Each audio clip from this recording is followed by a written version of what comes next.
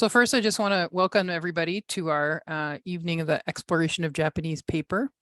And my name is Carrie Bernat, and I am the workshop coordinator for the GTA chapter, and I'm the chair of the education committee. So this trouble is all on me and Suzanne Lee, who I'm going to call out because it was her genius idea. And so we're welcoming Sigrid Blohm to our group to talk to us. Many of us know her already from many exciting talks, but for some of you, she will be a fresh new face. And so we're going to have basically about an hour of Sigrid talking and showing us stuff, and then going through the paper packs. Then we'll have about a half an hour for questions. So, but if you have questions, put them in the chat. I'll be monitoring the chat, and I will bring them forward if they need to be talked about at that moment. Like if you want to ask about a specific book or a specific piece of paper that we're talking about it. But I would ask everybody if you can mute yourselves, just so we've got a nice audio for the people who can't be here tonight live. So we'll get a good recording. So I'm going to hand it over to Sigrid, and I will spotlight her. And then you don't have to see me. Hey, thank you, Carrie. It's really great to be here tonight. I'm always happy to be invited to talk about Japanese paper because I use it myself and it is one of my favorite things. And I should also mention, I think it was noted in the workshop sign up that I have been a Cabbage member and was on the board for quite a number of years. I'll confess that I'm a lapsed member. I haven't been a member for a little while, but that can always change. But I have a fair idea of what goes into the making of books, although I don't consider myself a bookbinder. I've taken a lot of workshops, some through Cabbage, some through the Japanese Paper Place. I've worked at the Japanese Paper Place for, I guess it's 32 years this year. No, 30. I take that back, 30 years this year. That's quite a long time, but that's because I'm rather addicted to this paper. It's so very versatile and can be used for so many different things. So I use it in primarily paper in my own practice. So that's kind of where I'm coming from. One of the things I'd really like to impress on you tonight is that while we have a huge selection of papers to work with, from decorative papers to heavier papers for covers and cardstocks and all kinds of fancy things, some of the most versatile and useful to us as artists and book artists and makers of all kinds are the very plain kinds of paper that we usually refer to as washi. I mean, we refer to all of it as washi. As washi literally means Japanese paper. Wa is a word for Japan, and shi is one of the words for paper. But the plain papers have the most potential because you can put your own mark on them and then use them in various ways in your bookworks or whatever. So you can make a print on them and use them for book cover. You can print on them and make the pages of your own artist's books. You can dye the papers, you can paint on them to put on your own patterning. But of course, there's a lot of different options there if you don't want to do that step. So what I'm going to show you this evening is a combination of slides. There's not too many slides because I mostly have actual in-person books to show you, and I would prefer to handle them and talk about them that way. But the first thing I'm going to do is just take a look at a few things that we have that are either not in our collection or are a little more difficult to show by handling them on my little setup here. So I'm going to share my screen.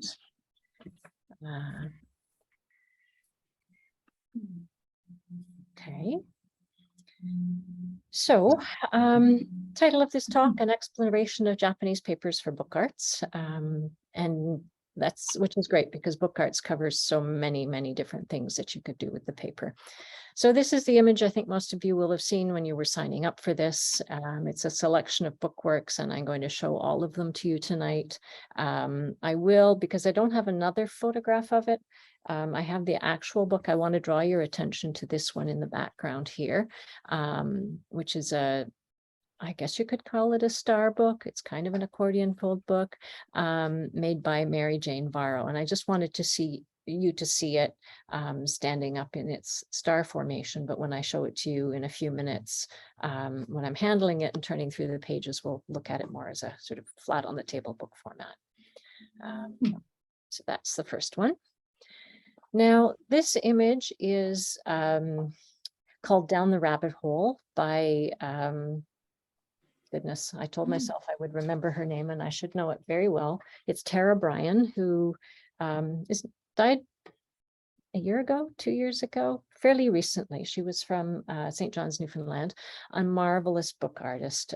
She produced a lot of books using Japanese paper. And this is a tunnel book that she produced using some of the color papers that we have, thinner ones called Matsuo Kozo, that she used as the sides of the tunnel book. And here's another view of it expanded. So as you can imagine, this is a little bit difficult for me to show you sort of in person, although I'll show you a different view of it. But I love that she chose different colors for all of the sides here. It's a fairly thin paper, but it's still strong enough that it worked with this structure quite nicely. So that's Tara Bryan's Down the Rabbit Hole. Another book, this one was for an exhibition that the Japanese Paper Place organized. This book is by Reg B, and it's a one-off, unusual kind of book. And I have to confess, I don't actually know exactly what paper he used for it, but what he did was he painted the paper with, I don't know if it was gesso or plaster, and then crackled it. There might have been some underpainting underneath it so that the gesso or the sort of the dryer stuff that he put on top was coming off. It's actually based on an older Japanese technique of making surrounding paper for mounting scrolls, where you're brushing different layers of clay pigment onto a paper and then crumpling them into designs. And then he would have stenciled this his intention was that it looked very like street tags, like tags with spray paint and that kind of thing. But I just like the fact that he, most people would never consider covering Japanese paper with gesso or with plaster or something like that. But because the paper is quite flexible, it allowed him to crumple it in this really lovely way, which I don't think he would have been able to do as easily with a Western paper. So that's Reg BD.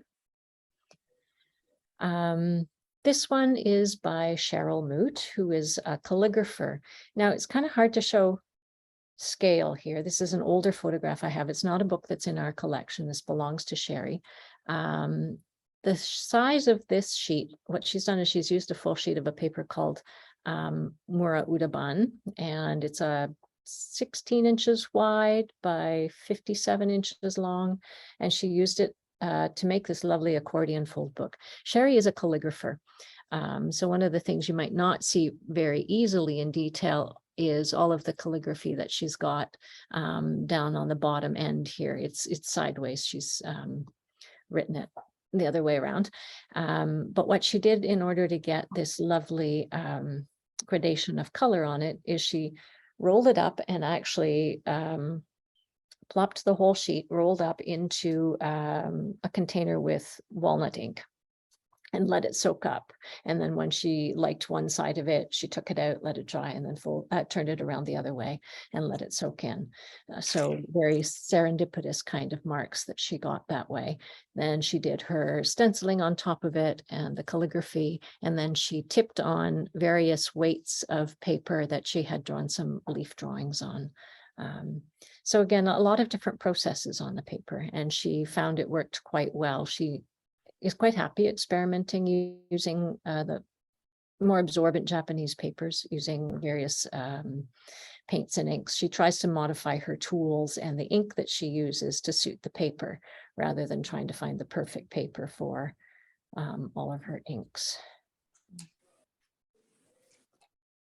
So this is an accordion fold book by Rebecca Cowan. She lives in Kingston. She's primarily a printmaker, but she decided quite a number of years ago that she, first of all, she did a series of house books.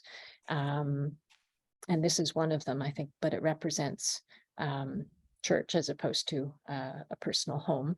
But she decided that she wanted to make things in series and make books small so that people would have portable artwork.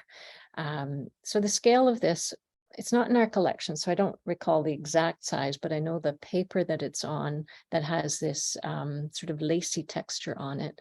This probably is about 6 inches high in total. So it's a fairly small book, and she likes printing on the lighter weight papers because they make a nice, small, lightweight book. And what's interesting is this green paper here is a white paper. She's colored it somehow. I don't actually know if she brushed a color on like an ink or something like that, or if she actually printed a green plate on it. She's primarily an etcher, so she might have printed it to get the green color. And then that same white paper she's pasted on top of the board, the cover boards, which had a greeny brown kind of paper covering it. So she's using a fairly thin translucent paper, but mounting it onto other things for both the pages and the cover. Will Reuter of Aliquando Press did this beautiful book, which I will also show you in person, but I wanted to show it sort of spread out, called Tout Passe. He's using what are typically fairly heavy papers for the Japanese paper that we have, but this beautiful accordion fold book done in 3 layers. And when you spread it out, the pages themselves are different sizes. So this shaped piece in the middle, which she did with I don't know if it was lino cut or wood cut, but it sort of pops away from the rest of it when you're opening it out, as do the text pages, and then there's the backing pages. I will show you that a little more closely when I look through the books that that I've got here.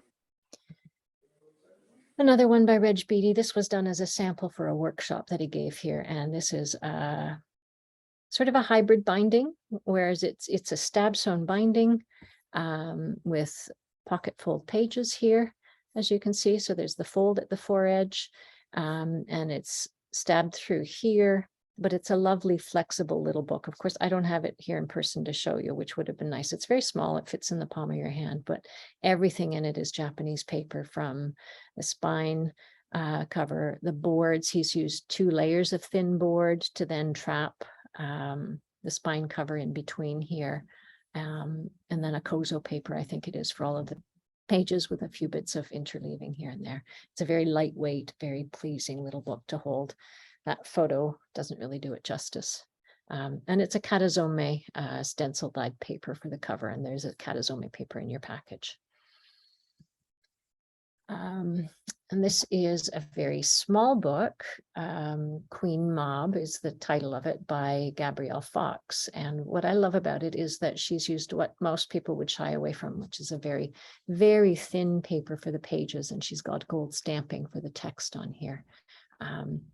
So I don't know if any of you think about paper in terms of the weight, grams per square meter, or GSM, or GM as we call it here. That's probably about 12 or 13 grams. So it's quite thin, but in this small book, I think it works marvelously. And she's chosen this lovely pink tone for the thing. 2 last books I have images of, and I won't say much about it. This is by Liz Menard, who I believe is giving you a talk in a month's time or sometime in October. I just wanted to segue into that talk a little bit. Not that talk, but show this just to give you an idea of the sort of things that she's doing. This accordion fold book has a heavier Western paper as a backing, but then she's got an overlay on top of a very thin white kozo paper that has these fibers in it.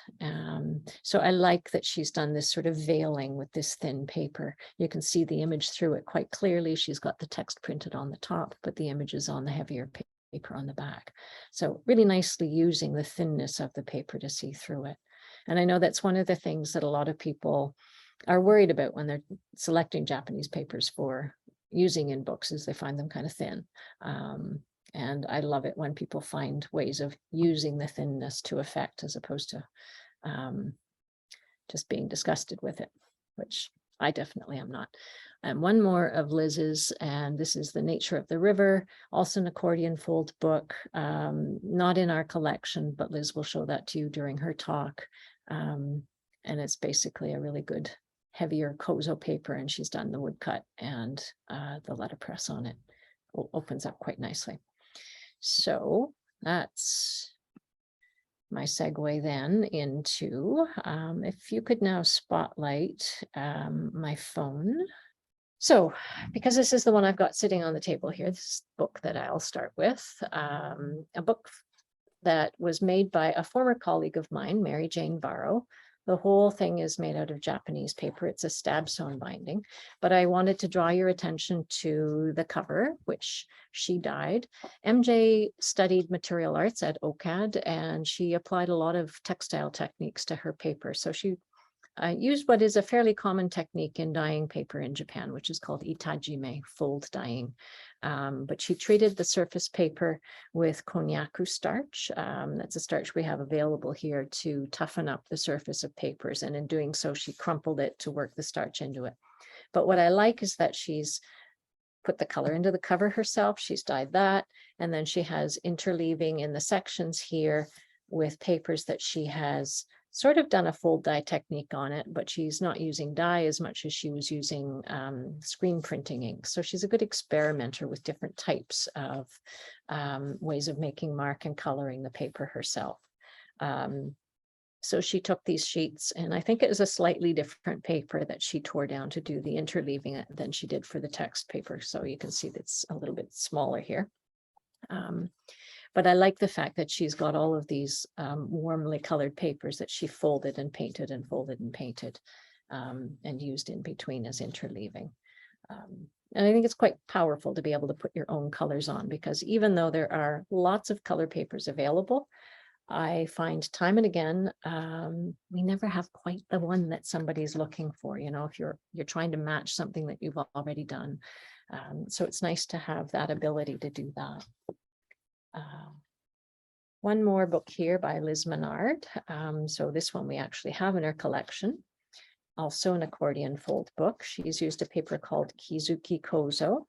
And she's done this woodcut on it, which I really love because you can see it front and back. And here you can see the structure. She's not done it as one long folded piece of paper. She's done smaller pieces, which she then joined with strips of the same paper. I love that you can actually see through to the back with a Japanese paper. And I'm not sure if she hand printed it or on a press. I know she's got a press, but I like the fact that you can see through to the back. And I find that that's equally lovely to what's on the front. There's something a little mysterious about the back too. So that's another one by Liz Menard. I'm showing these to you entirely at random. I've got a big pile of books next to me, and I'll try to sort of go through them quickly.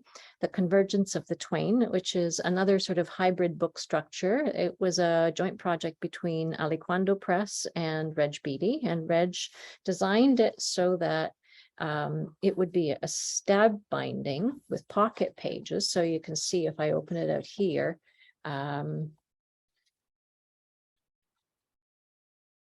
that it's actually a stab binding, but that he's hidden it in the end paper there. And what I really love about this, it's Lines on the Loss of the Titanic by Thomas Hardy. And what they've done here is they've got pocket pages like a usual stab sewn binding, but because the paper is fairly thin and they didn't want the text to show through from one side to the next, they designed it to be stab sewn binding with an interleaving page in the middle there. So there's this other piece of paper in the center there that has nothing printed on it. It's there solely to keep the show through of the text from showing. And the other thing that's really quite lovely is that the water image is printed along the bottom, but it's printed on the back of the sheet, so that when you're actually looking at it, you are seeing kind of a veiled image of the water. It's not such a bold kind of thing. And it's harder to do that if you're trying to print it with a sort of a grayed down color or a light printing of something. So printing it from the back, I think, was a really nice way to do that. So it's a really beautiful, beautiful book, and printed on paper called Gampy Smooth. So it actually feels really nice. You can't tell just how lovely this is to feel that book. So that's that one. Another accordion fold book is by Sandy Collins, and Sandy is primarily a printmaker. And we were just saying at the very beginning, because Sandy's watching now, is that she took some bookbinding with cabbage, and it sort of gave her another venue for showing her print works. And I love, again, that she's printed on both sides of this. You can see it, you can open it out to see it as one long print. You can see it as pages, and then flip it around, and the back side has a different color of text on it or image on it. And I like that the two sides show through and they work together really quite beautifully. And this still has a really nice inky smell to it, which I really enjoy. And of course, she's printed the cover paper herself as well. I showed you the little house series, the church book from Rebecca Cowan, and this is another one of her house books here. And I will open it up this way initially, so you can see the scale of it. It's quite small. The green book, I think, is a little bit taller than this one. And she's printed on, it's an etching, and she's used a fairly thin paper, as you can see, and you can see there's a certain amount of show through, but it works really nicely in this book because it doesn't bulk it up too much, given that she's decided to have the pages not be of the same size all the way through, but it doesn't make it open up in a funny kind of way. And then the thin papers wrap around quite nicely. She's covered the door here with a red paper. So I like that book. It's nice and thin and light. Another book by Rebecca Cowan that I show you. Again, it's the same idea. She'd printed a small series with etchings in it, but what I really liked about this one is that the cover paper is a fairly thin paper called akebono, which comes in a number of colors. You've got one of these, sample of this in your package. She's printed the title of the book, Summer, on a white paper that's covering the board, and then she's pasted the akebono over top, and it's showing through. So again, you might be able to tell that I'm kind of biased towards thinner papers, but I love showing different ways that people have used the thinner papers to great effect. So that's another one. Another reason for using a thin paper is I've got this lovely boxed book by Eva van Breugel. The book is beautiful actually, but it's really the box that I want to talk about here. Eva was a paper marbler based in Amsterdam. Sadly, she's no longer alive. She died a number of years ago, but she was quite happy to experiment with using Japanese papers for doing marbling on. And not a lot of people want to do that because they're just much more absorbent. It's a little bit more work to size the papers first. But what she really loved about it was the fact that these thin papers she could then use to make these very fine kinds of boxes. And what she really enjoyed about this was this very fine board that she was able to cover then with this thin paper, and it allowed her to make these very delicate feeling boxes for her works. And a heavier paper just wouldn't have folded around the edges and would have taken up too much room inside the book. So that's Eva van Breugel doing marbling on, I believe it was a paper called Sekishu that she used for that one. Of course, I do have a number of Will Reuter books in this collection of ours here. So Haiku Seasons was a book of exactly that, haiku poetry for the seasons of the year. And he's chosen text papers of different colors for each different season. There's a paper called Tatami that comes in yellow, a green, a natural, an orange, and a light blue. So he's chosen a different color for each season, and then Chiogami paper for the cover.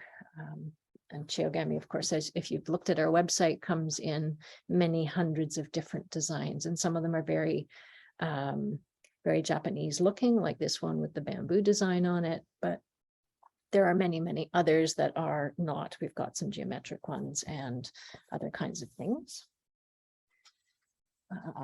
Beautiful book here by Laurie Evans. Excuse me a moment. Needed a sip of water there. So Laurie Evans is an artist here in Toronto, and she does a lot of painting and printing on our papers and makes them her own, putting her own designs. So this would be a hand painted paper. She's got some kind of a resist on there for the light colored dots. And then she's layered it with some other paper. She's got a stiffener in there. It's it is glued together, but then she's taken some machine stitching and stitched the whole thing together to give it a little bit more body. So the stitch becomes part of the design. It also gives a solidity to the whole book that she's made here. And in the back, she's very heavily stitched onto that, the elastic cord, and she's put a pocket in the back. And then each of the sections, she has it as a divider in the sections here. She's got some print works and some painted papers, so a variety of things. So thinner papers, some heavier ones. What I expect are proofs of various prints. And again, all of those are sort of putting her own mark in the book. So she has made beautiful series of journals that she sells. And that's Laurie Ovens. There was a question while Yeah. we're Okay. it says Emily was asking, I missed the name of an artist that caught my eye. I think it was Rebecca Bowen or something similar. Cowan, Cowan, Rebecca Cowan, and Okay. she lives in Kingston. So this is Down the Rabbit Hole, Tara Bryan's book, and I just wanted to show you sort of how the book would have opened. I won't pull it out, but she's just got this beautiful structure here where, you know, this tunnel book where then you would lift the whole thing out of here and you'd see the side, the accordion on the side there. So I just wanted to show that to you. I drew your attention at the beginning to Mary Jane Barrow's book that was opened out like a star format before. What she's done with this, I really love.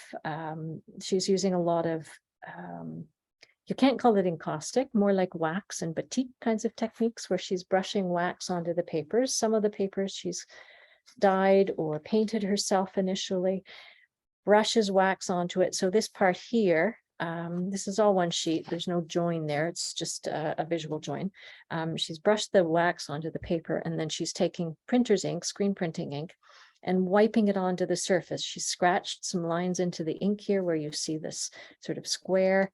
And over here, this had red paint underneath it and she put wax on it, scratched these lines in, and then she wiped the whole surface of it with the screen printing ink and then wiped it off of the wax, but where the scratches are, the pigment took, and she calls it hack etching. I think there's actually a term for it that might be called sgraffito or something along those lines. But I just like that she played around with different kinds of techniques that would be often considered to be more textile kinds of techniques, but they're also print techniques, and she's painting and drawing and creating this totally lovely book. And of course, because there's so much wax on it, she's taken the different pieces of paper and joins them together here with stitching.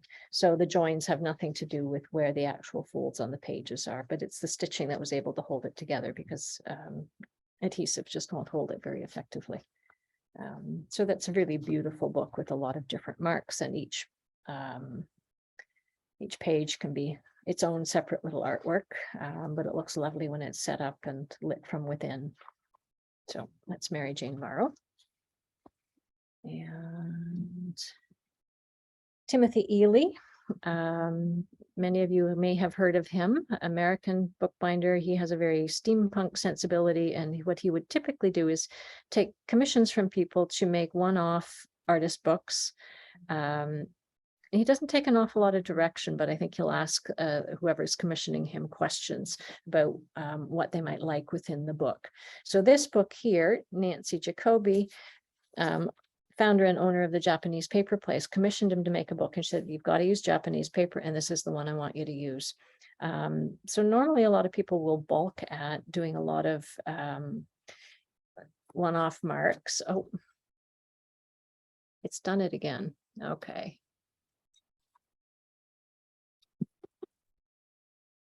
I'm really sorry. I don't know what to do about this.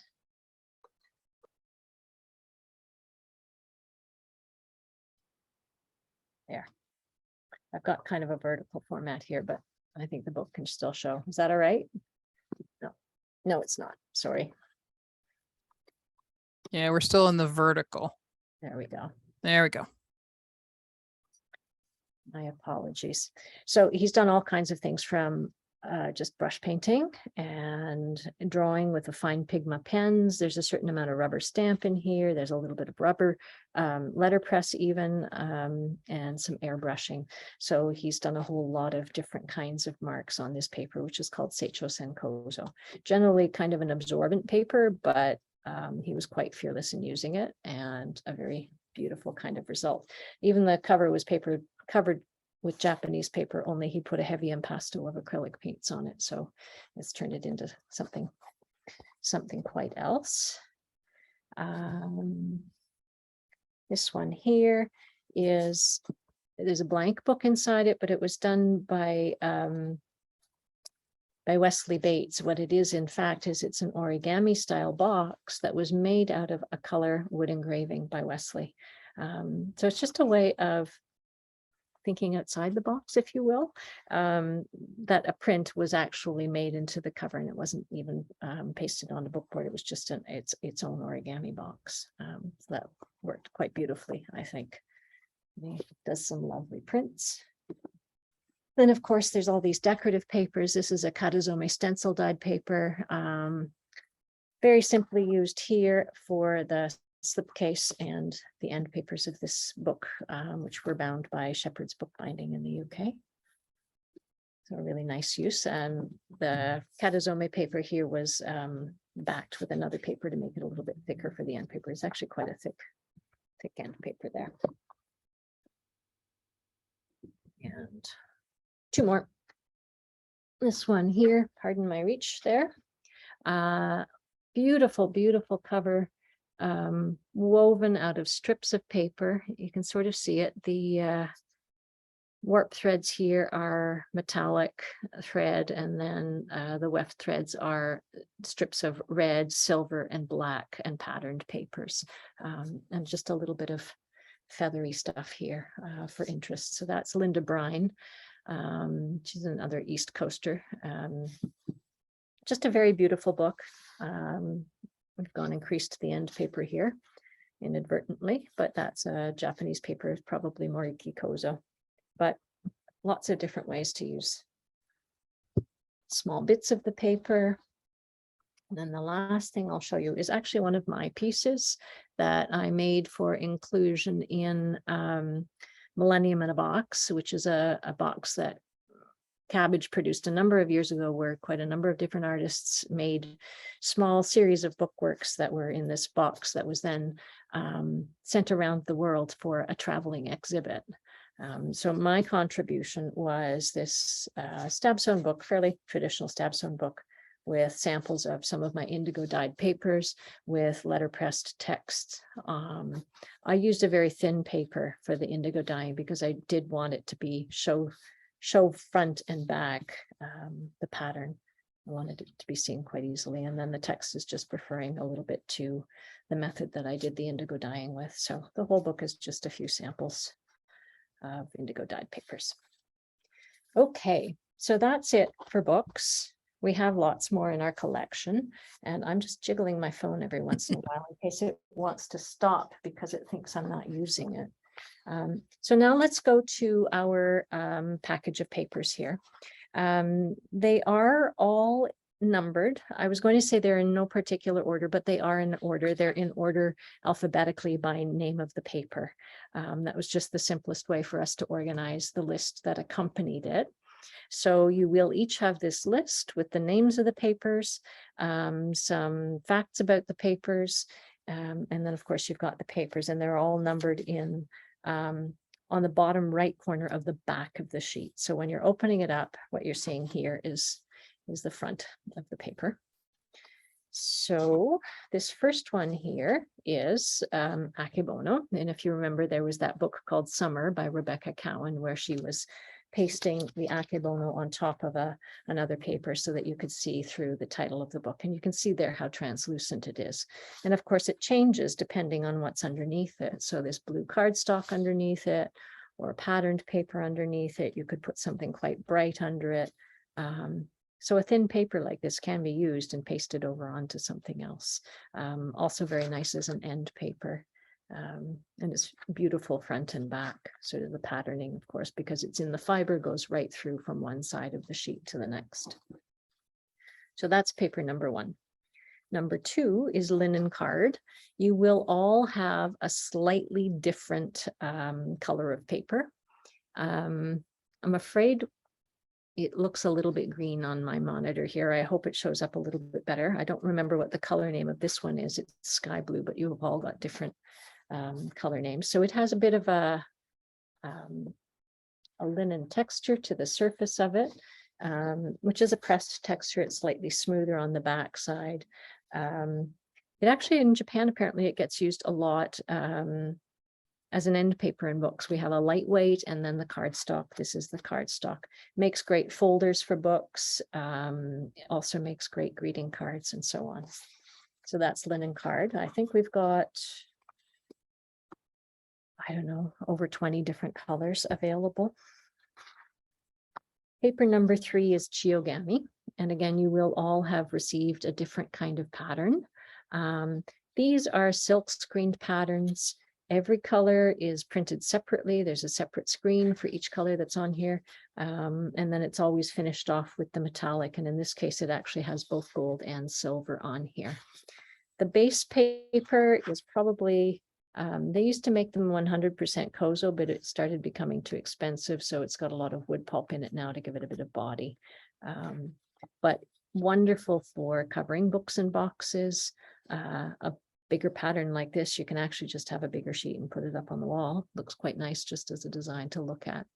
But there's also very many small patterns. And as I said, we've got a lot of geometric kinds of patterns that are not specifically Japanese looking. Paper number 4 is called Classic Kitakata. It's actually mostly used as a printmaking paper. It gets used for woodcut, would be excellent for letterpress. You can also color this paper by dyeing it or painting it. A nice smooth surface. This would be a really nice choice for doing some line drawing on if you're doing an artist book or using for calligraphy. If you're not familiar with Japanese papers, this is a fairly easy one to tell that there's a smoother side and a rougher side to the paper. It should be numbered on the back, which is the rougher side, but it's really the side that is correct to use is really your choice, but it's important to know that there is a difference, that the light will reflect differently off the smooth side than it would off of the rougher side. Plus also if you're making marks on it, whether you're printing on it or drawing on it, you'll get a different result depending on which side you use. So just know that each side is different when you're using that. The fiber that that's made out of is Philippine Gampi, also known as abaca. And more and more, it's harder for the Japanese to get Gampi fiber that is locally grown. So they often use Philippine imports for that, to make those nice smooth surface papers. This paper here, I'm just jiggling my phone again, is called yin washi. It's a translucent paper with a Philippine abaca fiber in it. And these fibers are actually fairly hard.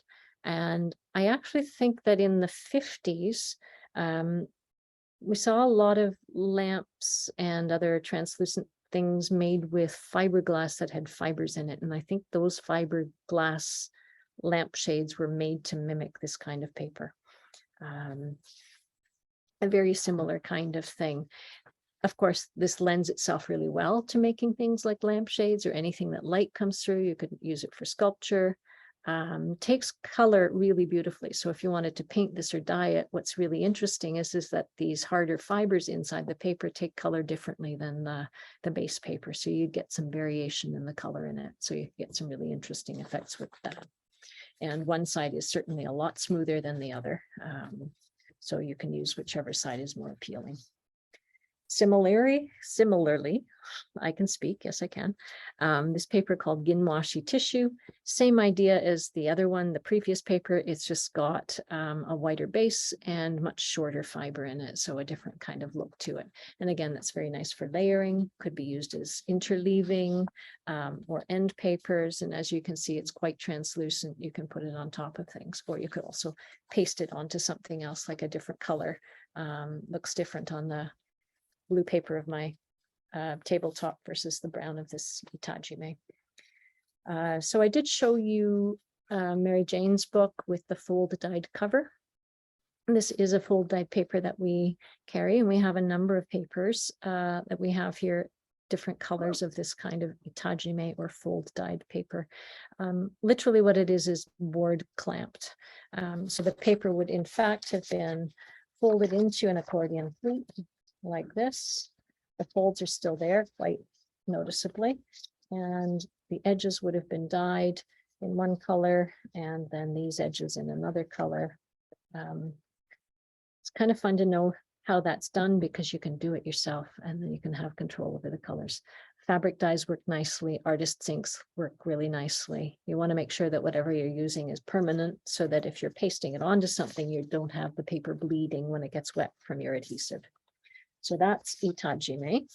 And again, there's a variety of colors available in that. This next paper, sheet number 8, to refer to my list here, I think it's Iwami White. That's Iwami White. It's a fairly good printmaking paper, handmade, has a little bit of wood pulp in it to keep it from being very expensive, but it's about 80% kozo fiber.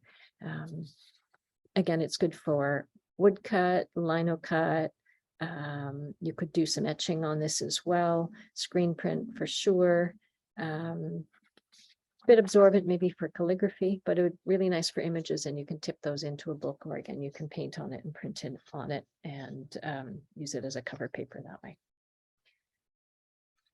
Next paper here is a karazome paper, and we have, again, many different patterns, not nearly as many patterns as the Chiyogami. The screen printed papers, we have probably 1,000 different patterns. In this one, I think we have maybe 150.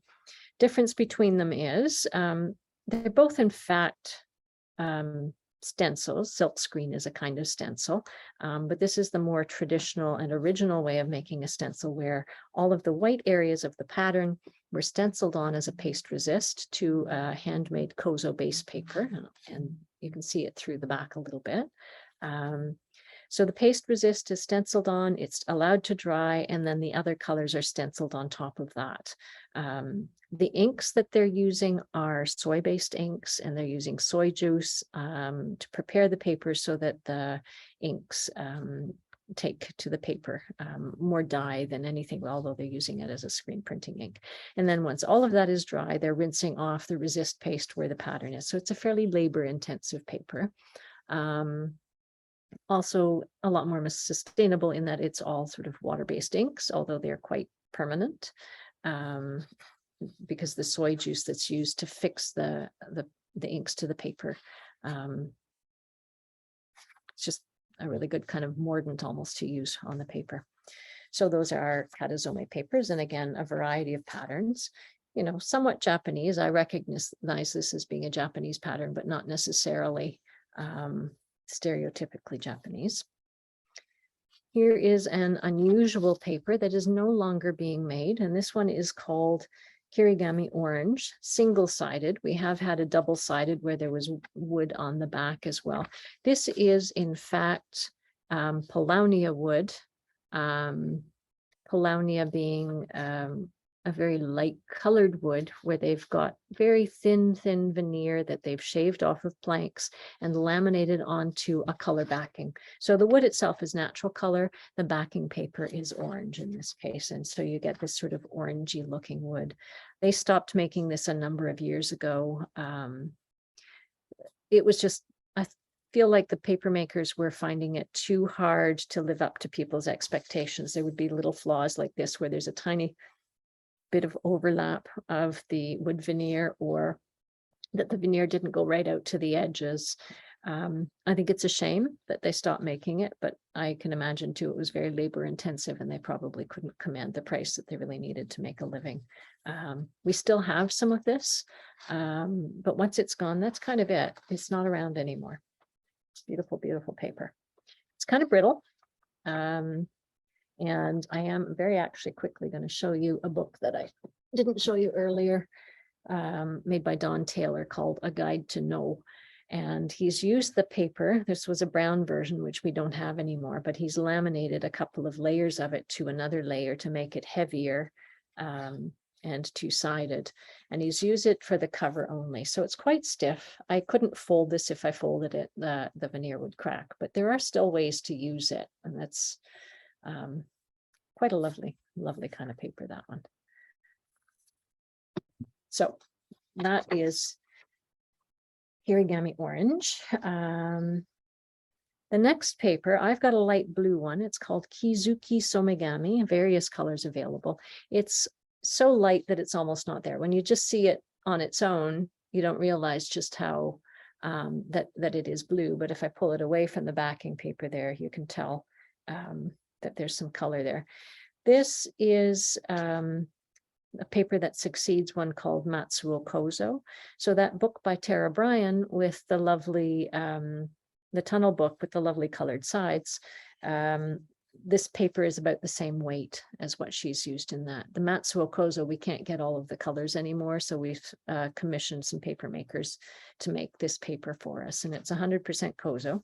So it's remarkably strong for its thinness. Printmakers out there, wonderful paper for Shinkalei. It's strong enough that it could be a print on its own. And again, very, very translucent. You can actually see the thin maple pattern underneath this, which is a very subtle kind of pattern, but you can see text through it quite readily. So nice paper for printmaking and many other things. Just because they don't get a lot of airtime any other place, I wanted to show you this one, which is called Kozo Tissue Maple, and we have a number of different patterns available. A thin Kozo paper with a watermarked pattern in it, kind of a reverse watermark, could be pasted onto other things. If you remember that book of Rebecca Cowan's, she's used a less figurative kind of design paper called Kozo Tissue Sasa. Unfortunately, we don't have that one anymore, but it's a similarly thin paper that she used on the cover of that book and for the pages, and she simply laminated it onto something else. This too would be a very interesting paper with color brushed onto it, because of course, wherever you've got the thicker areas of the design here, you'd get a darker color when you're brushing it on because there's more paper to hold the color. So that's Kozo Tissue. The next paper, number 13, is Kozuke Ivory. It also comes in a white, this weight.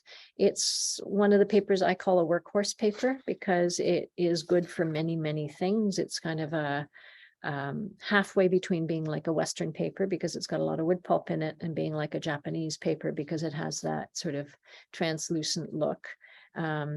Inexpensive enough that this is usable as the text block for books, stab sewn bindings in particular, because again, like all papers, it's got a smoother side and a rougher side. It does have some sizing in it, which is not typical for Japanese papers. Most of them are unsized and therefore more absorbent. So you can work on this with wet media and it's not going to bleed so much. But that's Kozuke Ivory.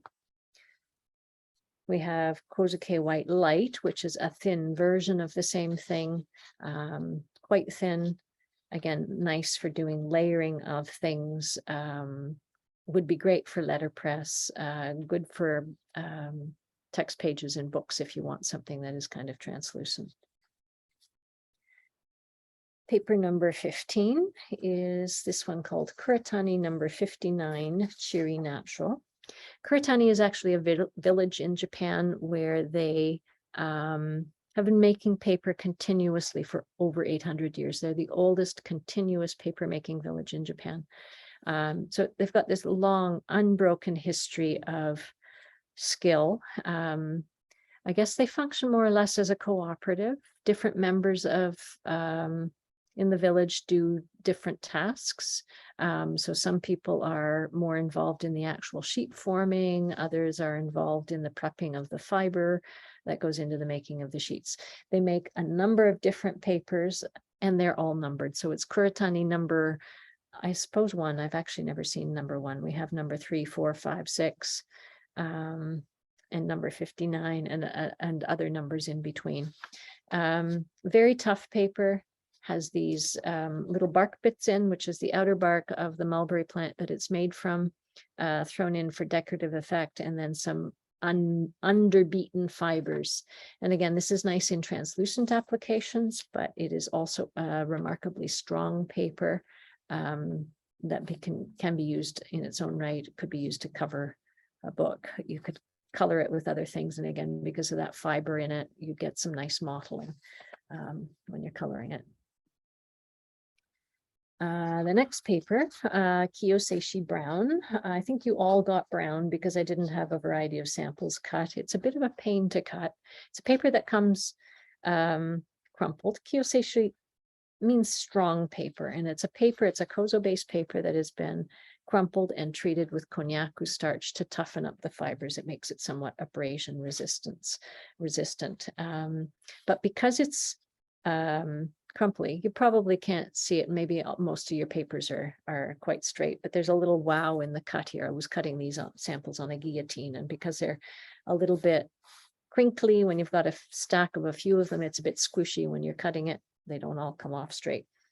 Really nice for covers. A bit of a pain to cut to size, but really nice and tough and flexible, can be stitched.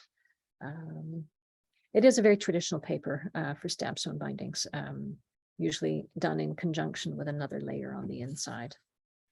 So that's Kiyoseishi, again, available in a number of colors. Lacquered Yuzen. Now on the list, it says Seikaiha Red. I didn't have something on the database that just said that there are many patterns and colors available. There are a number of patterns and colors available. This is a dragonfly. The standard is black background with red details. So it's mimicking traditional Japanese lacquerware, which is generally red and black. So this is blue and red. We have another one that is sort of a mustardy yellow with black. They're heavily printed with quite a shiny sort of ink. Really, really tough. Great for covering books and boxes. I had a little sample of this on my desk for about 2 years. Not this design, another one, but I used it basically as a coaster, and I put my coffee cup on it, and I put my water cup on it in the summer. I spilled coffee on it. My cold water in the summer, the glass got sweaty and dripped on the paper, and it was remarkably tough and held up to it. You know, I got a little bit of seepage to the back where it's just a regular paper layer, but the front was fine and tough. So really a nice choice for covers. Just because we all need a little bling sometimes. This paper here is called Metal. On the list, it says Metal Momi Brass. The momi is a very textured pattern. This is an unryuk silver, not brass. We have brass, silver, and gold. So again, a variety of different sort of metallic colors. Again, could be used as covers, could be used as end papers. I've seen people even use it for origami, just plain paper on the back. But every once in a while you need something metallic, and we've got a variety of choices there. Next paper is called Minge, and again, it comes in a number of colors. Minge is the name that was coined for the folk art movement in Japan, and this paper was named after that. So it's a very, it's often what people think of when they think of Japanese papers, or if they're inclined to call it rice paper, which is a misnomer. We don't call any of it rice paper, but this is what you think of with these sort of lovely fibers running through it. This is a laminated paper, so it's got a color on one surface with the fibers running through it and a plain back. It's fairly thick, really nice and opaque, makes great covers. For small pamphlet style booklets, you could use this certainly on its own, but covering bookboard, it works really nicely for that. And it would actually probably take letterpress really, really well. So that's a really versatile paper, and it comes in a few colors, not a ton, but a few. So that's another one that's great for covers. Then we have Moriki Kozo gray, and I think you may have all got gray, but there's about 10 colors, 12 colors. I don't know for sure. Great for end papers, great for covers. You could treat it with konnyaku starch and crumple it to make your own kiyoseishi. Moderately heavy, not particularly translucent, somewhat translucent, but not especially. And the darker the color, the less translucent it would be. So it says here it's 45 gram.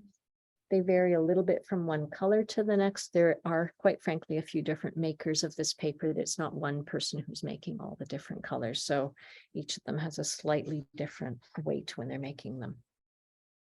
Next paper called Nunome Gold.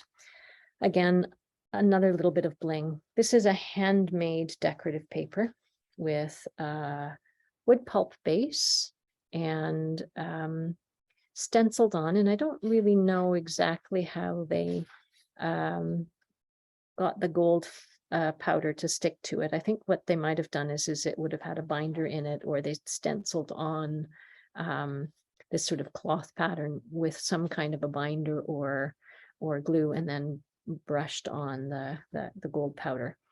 If you rub at it hard, you'll get some of it off. If you were using this as a cover on something, you would probably want to treat the surface of it.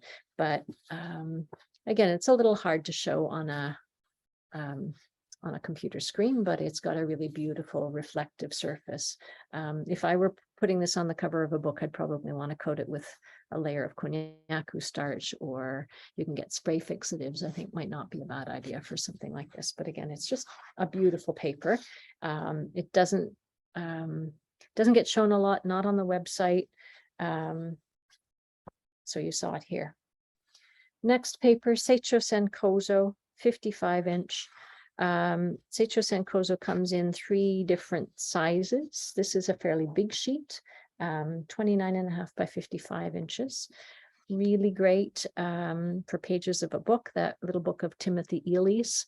That was made out of this paper. I don't know which size he used, but it's this particular paper.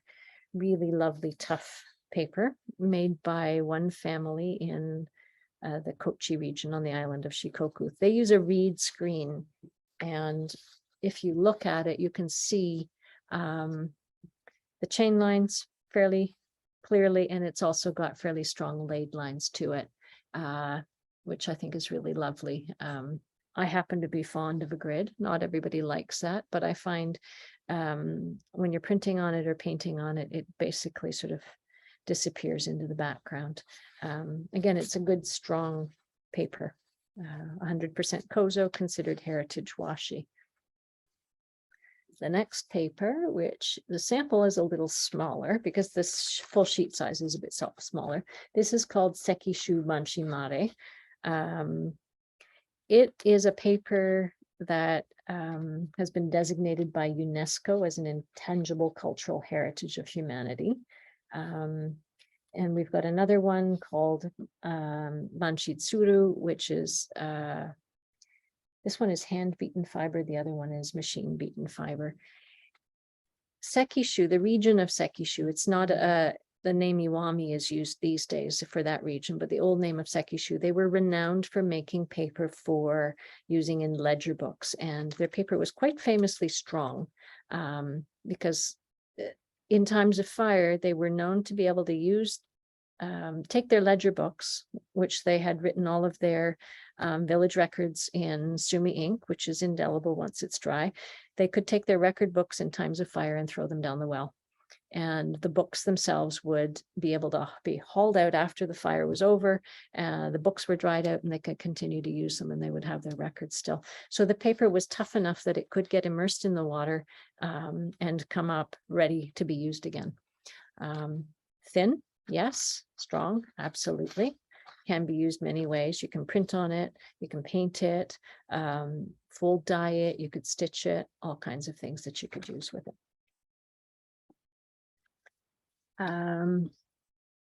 Next one here, this one was actually a bit of a pain to put in your package, called Shoji Natural.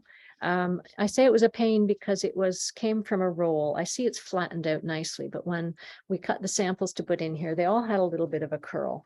And I wanted in particular, I almost hoped that the curl would hold up a little bit better so that you could have your sample be a little bit curly, just to see, because a lot of people sometimes think that if you get a roll of paper, that you get a lot more paper and it's nice to use for pages of a book, for example, and you have this endless roll. But dealing with the curl when you're cutting it and getting everything to lie flat is a bit of a pain. It does flatten with time. This one even does have just a little bit of a roll to it, but it exists if you want a paper that is long, to do long things with. Long prints, long accordion fold books where you're not having to piece it together again. So that's a good, it's about 70 or 80% kozo. There's some manila hemp in it and also a little bit of wood pulp. It's made for shoji screens, but can get used for many other things. Again, pages of a book, for prints. I used to take pieces of this paper and pattern them and dye them with, I was then using watered down acrylic paints and would make my own cover papers for projects. And it takes color really nicely. Acrylic would give it a bit of body. Next paper is called Tyre. It says on the list apple green. In fact, it comes in a number of colors, and I've got one here that is a mauve. I think the actual name might be Fuji. It's a machine-made decorative paper. It's 100% wood pulp, and it's got this very light patterning on the surface with some reflective fibers. I think they're actually using rayon these days. In the old days, when they made these papers by hand, they would have used some Mitsumata fiber that has a slightly different sheen than the base paper. So it's a very subtle kind of decoration. Great for use as an end paper. Good in card making, great for broadsides, and other printed ephemera.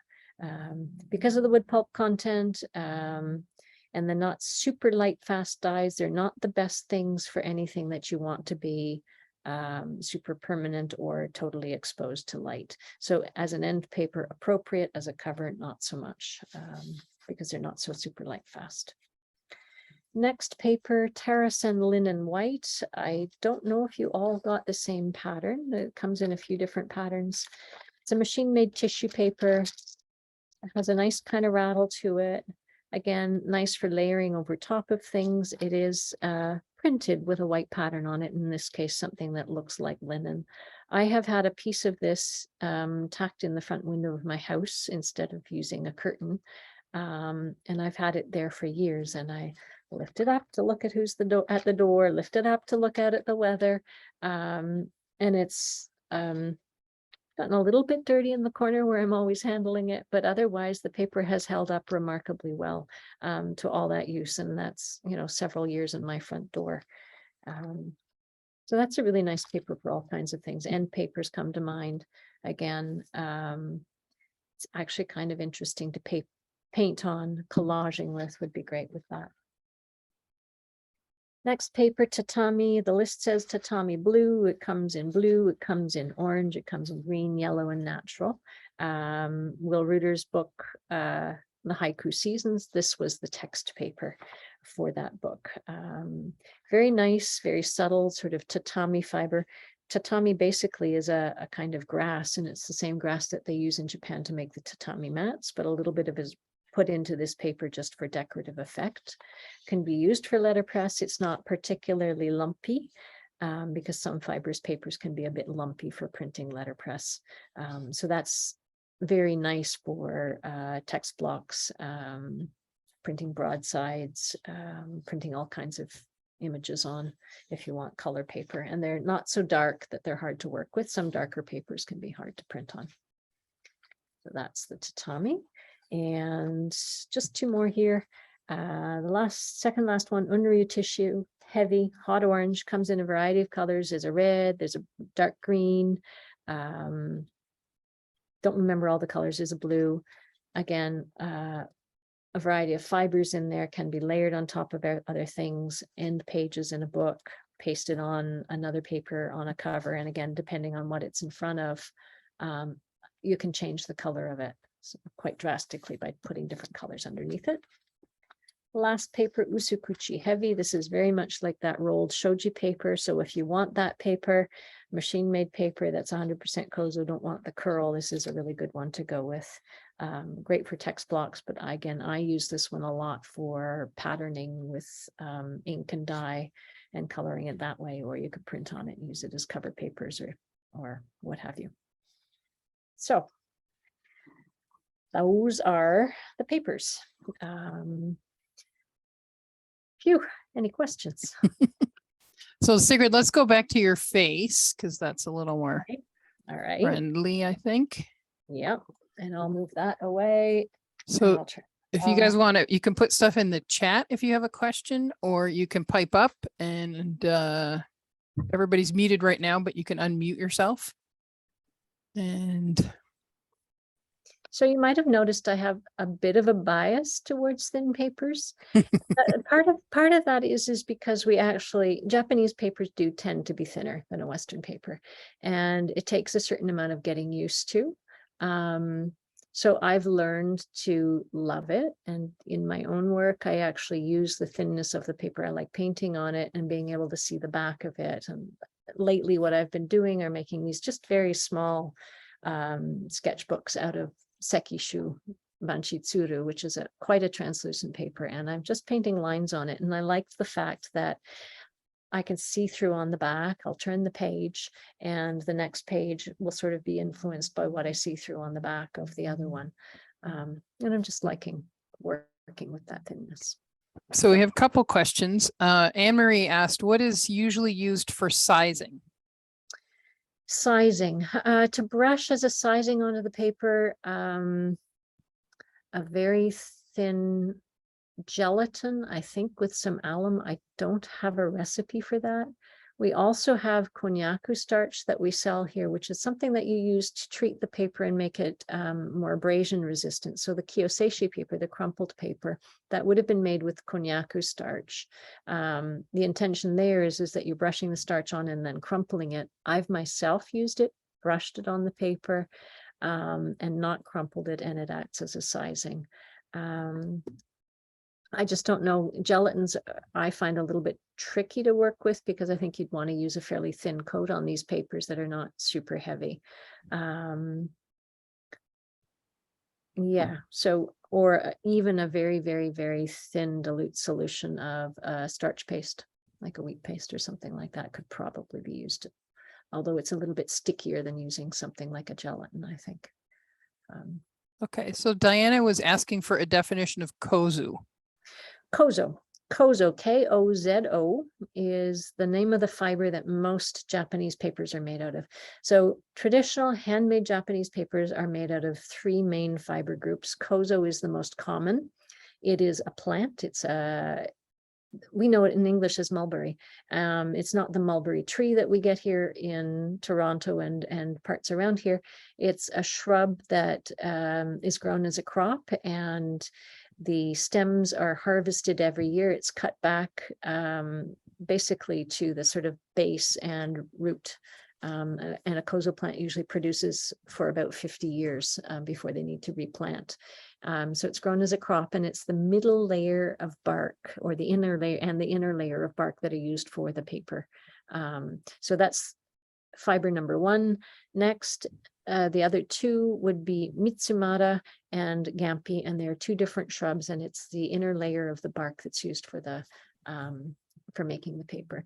Gampi is a fiber that makes a really lovely, smooth, somewhat shiny paper. It's getting harder and harder and harder to procure Japanese grown Gampi. It doesn't lend itself well to cultivation, so it's usually grown up in the mountainsides. And in order for it to be harvestable, somebody has to go up into the mountains, tend to the plants that are growing wild, trim them, and so on. So it's just less and less available. But kozo is the fiber it's made out of. So Emily was asking about, and excuse my Japanese, kiyoseishi paper. Yeah, Mhm. and so the texture's lovely. How well does it keep that texture when dampened? What about if you're pressing it like on a book? It will relax its texture if you're dampening it. Absolutely. Any paper is going to relax when it gets wet. If you have access to the book called Japanese bookbinding, or if you've ever done any wet mounting, backing your own cloth for making book cloth, you need to do that with this paper, back it with another sheet of paper. We do have a few versions of it that have a backing on them, but mostly we have the kind that don't. So if you're pasting something onto the back using the wet mounting technique, it will hold the texture there. And the Japanese bookbinding book has a really good description of how to go about that. Okay, so another question. One person asked about the paper that you sent our little note on this, the sparkly. Sparkly The note, yeah. what was that? That is, I think it's called gold fleck. I don't have one of the letters in front of me. If it's got gold flecks in it and It's it's just got sort of white. bits of gold and yeah. So Okay, that's one of the machine made decoratives. It's in the same family of opaque papers that the Tyre paper is in, and it's basically one that's got gold fleck. We have another one that has silver fleck. There's one with gold and silver, and it's called Kingin, kin being gold and gin being silver. Yeah. so then as a other part of that question was asking about the Tare and inkjet printing or laser printing, because it obviously took that well for the letters. Yeah. Are there any others in here that you would think could work with ink or laser jet? Or inkjet or laser, sorry. Laser jet. Laser is generally better because inkjet, wet ink goes on wet, the papers are more absorbent and it might bleed, particularly if you're printing very fine texts, you might not get the kind of detail that you want. So if at all possible, photocopy, color copy, laser print is better. Gampi papers are fine with inkjet, and some of the sized papers like the Kozuke work nicely with inkjet. It's a matter for experimentation. None of these are actually made for that at all, but lots of people have used them for that. Our lists were done, some of them, I think the letter was done on one of our laser printers because their copier was acting up, but we do a lot of photocopy as well. But laser is better if you can. Toner, right? Yeah. Okay. So Shireen asked, do you recommend wheat paste to paste thin papers onto other papers? Yep. Wheat starch paste. You could use a cornstarch paste. I would recommend against using a homemade cornstarch paste with grocery store cornstarch, just because I'd be a little afraid if you're using fairly translucent papers to laminate together, that the starch might yellow. It's not refined enough. So the wheat starch that you're buying either from Lineco, you can get in a lot of art supply stores, they make rice paste and wheat paste in starch form, or the Yamato paste that comes in a green tube. It's pretty good. What you want is it to be refined enough that it's not going to show any yellowing through the paper. If you've got a fairly opaque paper, by all means, make your own cornstarch paste. I think they all work. The wheat paste is just a little stickier, is my understanding. I'm not a big friend of using adhesives of any kind, so I don't have tons of personal experience with it. But I have seen over the years that some pastes will yellow. Right. Yeah. So Marie asked, what is the best paper for calligraphy? Best paper for calligraphy would be Gampi-based papers or the sized papers. In here in your package, you've got classic Kitakata, which is a Gampi paper. You've also got Kozuke, which comes, there's a thin one and a heavier one. Another paper, which I'm wondering now why I didn't put it in the package. It's called Gampi Smooth. It's another one made out of Philippine Gampi. It's got a lot of little bark flecks in it, but a nice, smooth, crisp surface. Works really well for calligraphy, Western style. Brush writing, on the other hand, shodo in Japanese. Most of the papers that practitioners of that would use would be the more absorbent ones. So any of these papers would work for it. You just sort of play around with them a little and see what works. But if you're using pen and ink, like steel nib, you want the smoothness of the Gampi, to keep it from sort of bleeding and feathering, and also just that smooth surface so that your pen nib isn't picking at the fiber. If you vary your ink viscosity a bit, washes tend to work nicely. They're just a little heavier. You'll get less bleeding. So you have to experiment a little bit with what you're using in terms of ink as well. Yeah. So I had a question, which was, what would you recommend as a paper backing for cloth if you're going to make your own book cloth? You want something kind of cost effective, right? Because you're not going to see it. Yeah. So the paper called Usukuchi Heavy, which was the last one, the one that I've got here. It's not super thick, but it's strong enough. Works really well as a backing for cloth. Also, you can use kozuke. I know that Don Taylor actually uses kozuke a fair bit as a backing paper. It's got a little bit more body than this one, but they're both going to work quite nicely. And they're around $5 a sheet being 25 by 37 inches. Yeah, so good size. Yeah. Okay. So that was all the questions we had in the chat. So I'm going to nudge people to say, does anybody have another question they want to ask? We're right on schedule, so yeah, it's good. And if anyone is wondering about papers you haven't seen here, of course, this is kind of a cross section of what we have. But it's not everything by any means. So one thing I wanted to ask about, just because we've got people coming from all across the country, is where people can buy the papers. Okay. Because obviously you guys are going to send them out to retailers. We are primarily a wholesaler.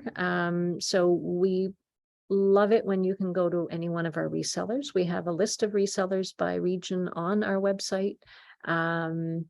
Not everybody carries everything. If you're looking for a particular paper, we can help you find whether it's an online reseller.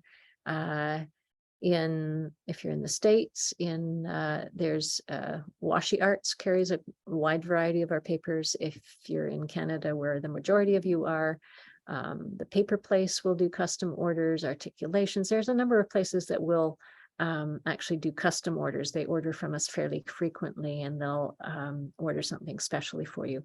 We do sell direct to end users. We have a $100 minimum. We put that minimum there because we do want people to go to our resellers. Without them, we are nothing. We couldn't exist. So we need them, but we also recognize that many of them don't carry everything that we have. We've got hundreds of varieties here.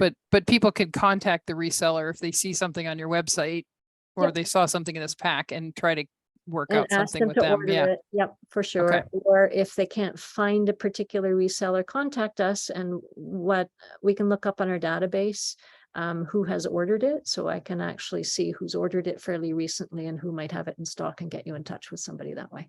Okay, great. So we do have a couple more questions. It says, Diana asked, if you mail out an order, is the paper delivered in a roll? Yes, primarily speaking, we roll the papers. We put them in a long box. We used to use tubes, but tubes have a habit of rolling away and rolling under truck tires and doing things like that. So we get these long square boxes. We'll roll up the papers. We will ship things flat on request.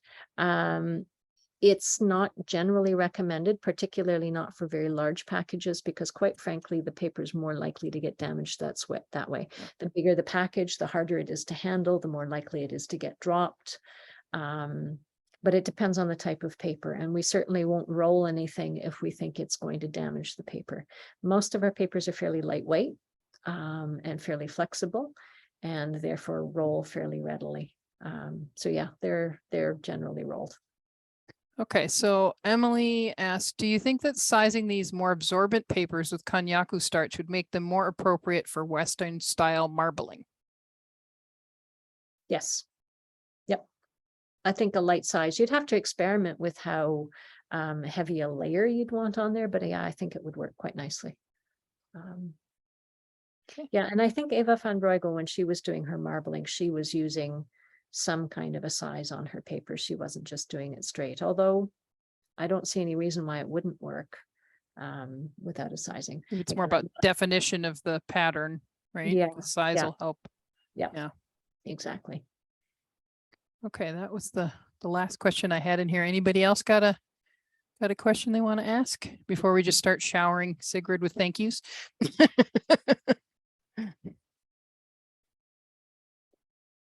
If you think of questions afterwards, you can Yeah. always email me. It's Mhm. my name, Sigrid, SIGRID @japanesepaperplace.com. I'm here 3 days a week, Wednesday through Friday. So if you're emailing on the weekend, it might take a bit before I get back to you, but I'm happy to answer any questions you might have, whether or not you're able to order something through us or just have questions. Yeah. Or you can direct them to Carrie and she can get to me. Mhm. Mhm. Happy to.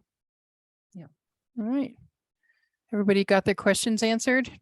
Got their little brains thinking about what they can do?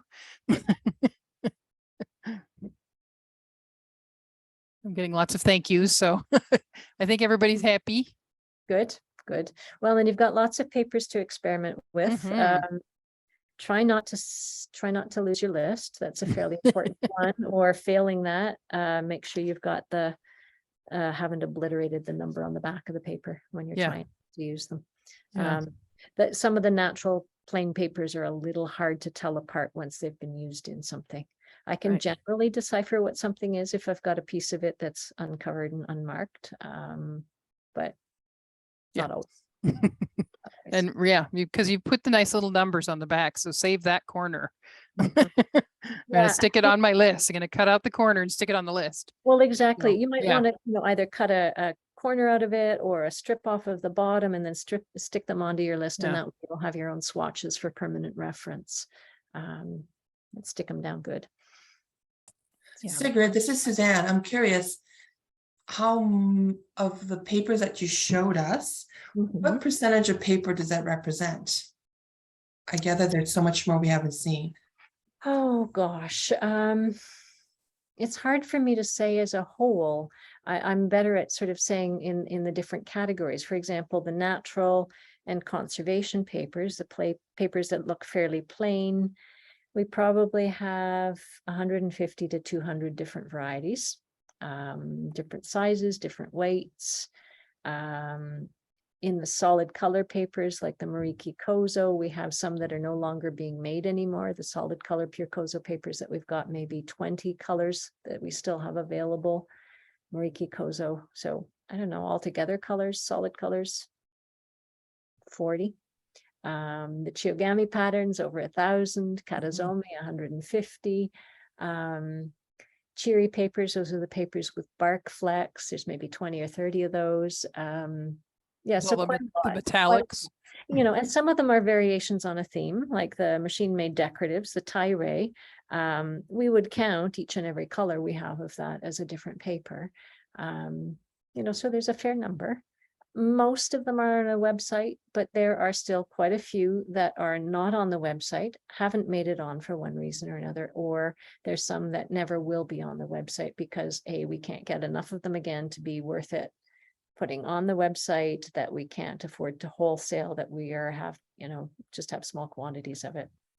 So there's always ways to see those if you can come here, or if you're looking for a particular kind of paper, even if you don't know what that exact paper might be. If you need something, I need something that's really thin. I need to layer it on top of something. It needs to be able to take ink. I'm going to immerse it. Give us a shout and I can try to match you up with something if you don't see it on our website, or I can match you with something that you can see on our website. Thank you. You're welcome. We have lots. We still have lots. Yeah. Thank you This very is much. phase one. So Although great. So I informative. have to say though, slowly over the years that I've worked here, I've seen a lot of papers disappear. Either the paper maker dies and there's nobody else making something exactly like it, or tastes change, or people's practices and habits change. Communication these days is so much of it is digital and online. We used to sell tons of the machine-made decorative papers for people making wedding invitations. Everybody's doing evites these days, or many people are. Some people make them out of paper, but not nearly the amount that were. So as soon as people started doing that digital stuff, we didn't get orders for those papers anymore. And quite frankly, many of them were discontinued by us because we couldn't afford to order 3,000 or 4,000 sheets of something that we would sit on for 10 years. So we have a great variety still, but it is getting smaller. And it's using it that keeps it being made, frankly. Are there any new papers that have been, any new ones that come across your desk that you find very interesting? I don't know about new innovative papers. We do sometimes see new varieties of like the natural and conservation papers. We'll find our supplier in Japan will find new paper makers and put us in touch. You know, we used to go to Japan fairly often, every year or two, but it's been so easy to communicate online that we haven't had the need to do that as much. Of course, the last few years, there's not been much traveling at all, but I haven't seen that many new types of paper. There are probably lots of papers being made in Japan that we don't have. And frankly, what I've seen most of recently are new patterns of chiogami or some new patterns of katazome and so on. Yeah. Thank you. Now that said, what I do see a lot of is I love getting feedback from people of how they're using the papers. I'm seeing a lot of people using the papers in innovative and interesting ways. And if you're doing stuff on the paper and you're excited by it, send us a picture. I mean, I like to get a lot excited with you about what you're doing. It's really good for us to see it, and also good for us to be able to tell the paper makers about how people are using their paper. That also sort of encourages them to keep it up. You know, sometimes they will stop making paper because they don't really, maybe might not make enough money at it, but are not really seeing the point. A lot of younger paper makers are not going into the profession and following their family footsteps. Many of them are stopping because they're not really seeing the value of it. So feedback is fantastic, please. That will help. So we did get one more question from Michael. He says, what would you recommend for marbling? I'm assuming, Michael, you mean Western marbling, not the suminagashi, the water marbling? Well, for Michael, Western marbling, you can use a number of papers, like Eva van Bruegel for that beautiful little box with the thin paper. She used a paper called sekishu, which is really strong when it's wet, which is a good criteria. We do have a few sized papers. So there's a paper called Kizuki Kozo. It does have a light internal sizing. So that one would probably be usable on its own. I know that Robert Wu has used Kozuke for his marbling, which also has a sizing in it. So those are good ones to start with. I would think that you can make most of them work for you if you're willing to put a sizing on them yourself, as long as they have a fairly high kozo fiber content, because that kozo fiber makes the paper strong.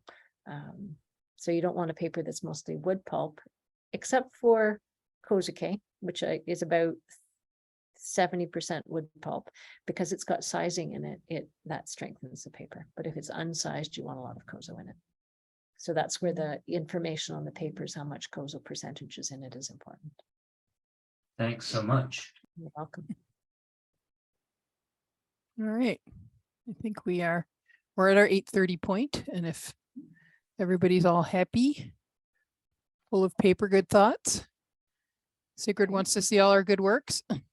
Lots of clapping, I hear. I really do. I want to see what you're doing with it, really. It keeps me going. I mean, the paper keeps me going because I love using it myself, but it's just always nice to know that people are out there using it.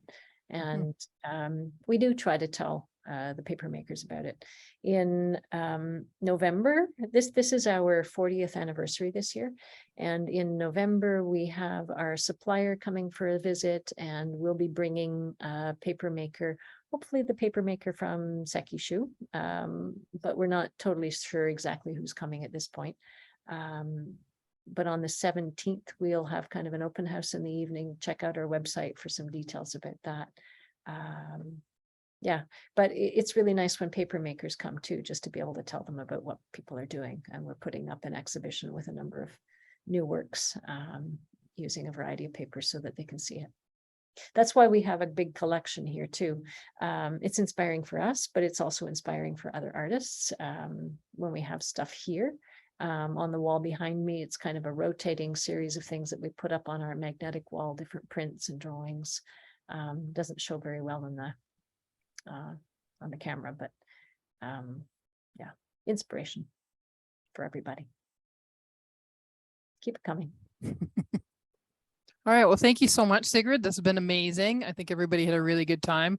I will forward everyone's thank yous from the chat to Sigrid so she can read them. And That's nice. yeah, so I think we're good here. And thanks again. This has been really fun. And yeah, everybody send pictures of what you're making. Pictures of what you're making, and we can do it again for other specific things if you want. Yeah, absolutely. Okay. Okay. Thanks, everybody. Thank you. Good night.